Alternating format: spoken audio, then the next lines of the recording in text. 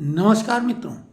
कल Lal Qila metro station के पास जो कार में धमाका हुआ उसमें कई निर्दोष लोगों की जान चली गई और जिनकी जान गई वो जिन लोगों ने जान ली उनको भी नहीं मालूम था कि जिनकी जान हम ले रहे हैं पहले तो अपनी दे रहे हैं और फिर जिनकी ले रहे हैं उनकी जाति तो छोड़ो, उनके धर्म के बारे में भी उनको पहले से ज्ञात नहीं था।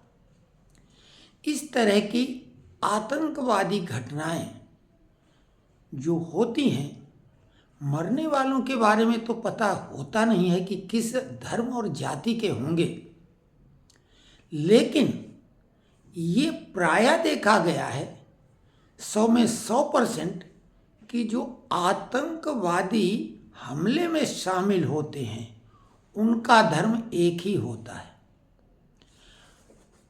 अब कुछ ऐसे व्यवसाय होते हैं कि उनको भगवान का स्वरूप माना जाता है। जैसे समाज में गुरुर ब्रह्मा गुरुर विष्णु, गुरु का स्थान भगवान के तुल्य है।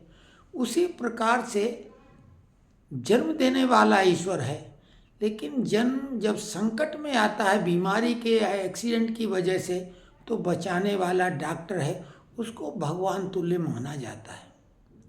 लेकिन आज जो हम देख रहे हैं कि जो धार्मिक गुरु हैं और जो शिक्षक गुरु हैं वो मदरसे और मस्जिद के समाज को खाई की ओर ढकेलने का काम ज़्यादा कर रहे हैं, यानी मार्गदर्शक ही पथ भ्रष्ट कर रहे हैं, खाई में ढकेल रहे हैं। ऐसी गतिविधियां चल रही हैं देश और समाज को जो बर्बाद करने वाली हैं, जबकि उनको रुतबा मिला हुआ धार्मिक गुरु का, शिक्षक का। क्योंकि मदरसे में शिक्षक भी होते हैं, वो धार्मिक चोला भी ओढ़े होते हैं, लेकिन जो मस्जिदों में होते हैं वो तो धर्मगुरु होते हैं।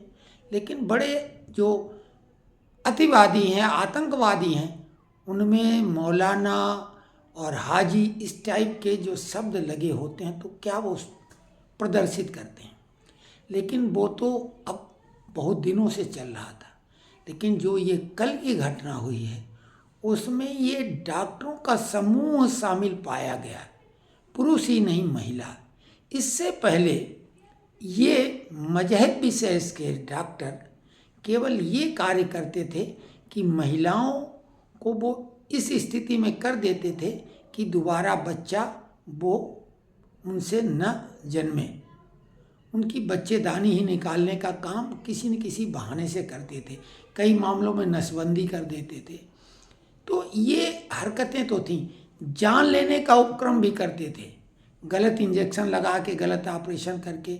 नर्सें भी कोरोना के टाइम में पाई गईं जो केवल साधारण सैंपल लगा देती थी या खाली सुई चुभो देती थी और वो वैक्सीन कचरे में फेंक देती थी। तो जब ऐसी मानसिकता बन चुकी है तो किस पर भरोसा करें और किस पर न करें। अब तो आदमी अस्पताल में जब जाएगा तो ये पता करेगा कि डॉक्टर और नर्स किस धर्म की है। आगे चल के जाति की भी बात हो सकती, लेकिन चाहे पहलगाम का हमला हो या ये लाल किला मेट्रो स्टेशन का, क्या मरने वालों की जाति आतंकवादियों ने पता की थी? उनका उद्देश्य तो केवल आतंक फैलाना था और एक धर्म विशेष को टारगेट किया जाने का इरादा उनका था। ये बात अलग है कि वो अपने लक्ष्य से चूक गए। संभवतः उनका इरादा उस जगह विस्फोट करने का नहीं था, लेकिन ये सब काम हड़बड़ी में हुआ या दुर्घटनावश हो गया।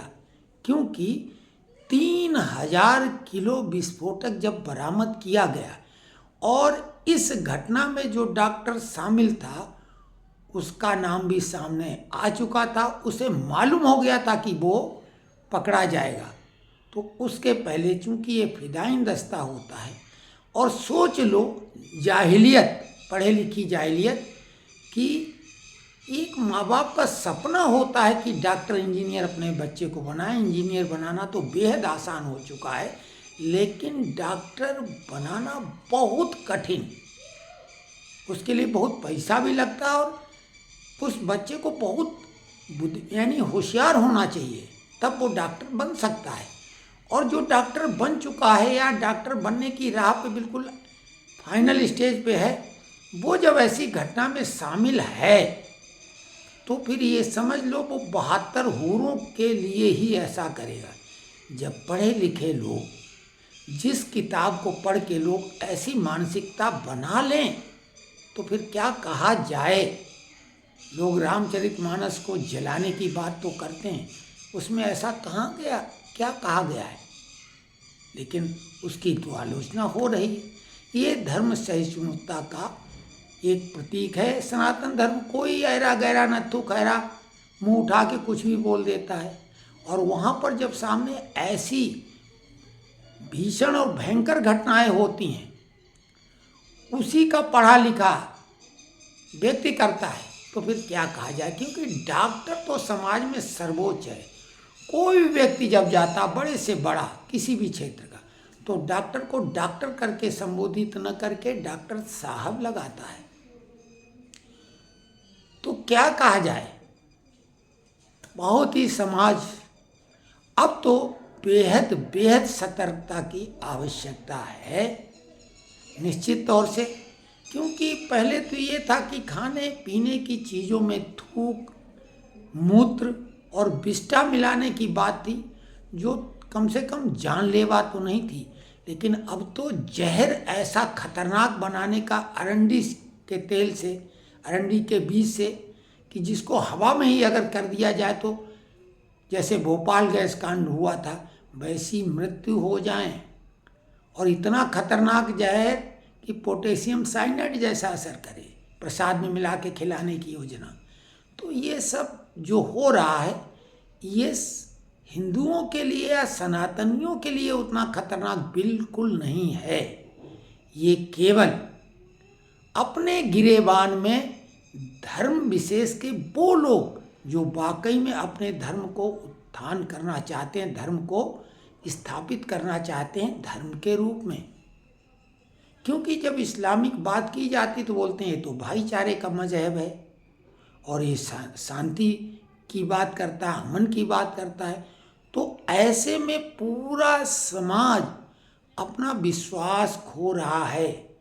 तो जो धर्म के ठेकेदार हैं और जो वाकई में जैसा कहते हैं वैसे ही समाज को बनाना चाहते हैं, तो उनकी बहुत बड़ी जिम्मेदारी है कि ये जो विश्वास खत्म हो रहा है लगभग, उसको पुनर्जीवित करें। क्योंकि इससे जो सनातनियों के खिलाफ अगर ऐसा वो कर रहे हैं हिंदुओं के खिलाफ, तो उनका हित बिल्कुल नहीं होने वाला।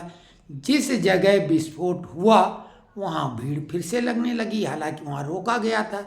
जैसे ही वो रोक हटी वहाँ भीड़ फिर से पहुँच गई, कोई डर नहीं पैदा हुआ। क्योंकि आतंक का तो मकसद होता भय पैदा करना, बिल्कुल भय नहीं यहाँ पैदा होता है, आदमी निडरता से चला जाता है। तो केवल अपने समाज का नुकसान करते हैं। व्यावसायिक लोग जो मूत्र और थूक वाला काम करते हैं तो उससे उनके समाज के व्यापारियों को नुकसान होता है, और जो इस तरह की घटनाएं करते हैं तो वो अपने समाज को खुद कलंकित करते हैं और समाज पे विश्वास बिल्कुल